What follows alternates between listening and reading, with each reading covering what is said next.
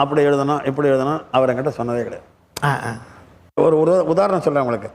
இப்போ கண்ணதாசன் வந்து அந்த பணத்தோட்டத்தில் என்னதான் நடக்கட்டுமே இருட்டு நிலையில் நீதி மறையட்டமே தன்னால் வெளிவரும் தயங்காதே ஒரு தலைவன் இருக்கிறான் மயங்காதே, இதை எம்ஜிஆர் பாடுறார். அதை சிவாஜியும் பாடலாமே ஒரு படத்தில் பாடலாம். புரிஞ்சா உங்களுக்கு?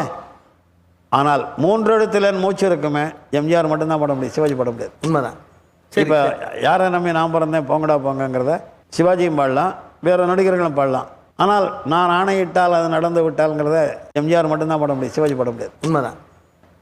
நீங்கள் அந்த ஹீரோவுக்கு ஒரு கரிஷ்மா இருக்குது, எம்ஜிஆருங்கிற அரசியல் பின்னணி இருக்குது. அப்போ இந்த பாட்டுகளுக்கெல்லாம் அர்த்தம் வருது. நீங்கள் எந்த பாட்டுமே அவருக்கு பர்சனலாக ரெலவெண்ட்டாக எழுதியிருப்பேன். எங்கள் தங்கத்தில் ஒரு சபப்பட்டிக்குள்ளே ஒரு அடித்து போட்டுறான் வில்லன்லாம், உடனே எழுந்து நின்று நான் என்னை யாராலும் ஒன்றும் பண்ண முடியாதா, நான் பயப்பட மாட்டேன்டான்னு பாடலாமே.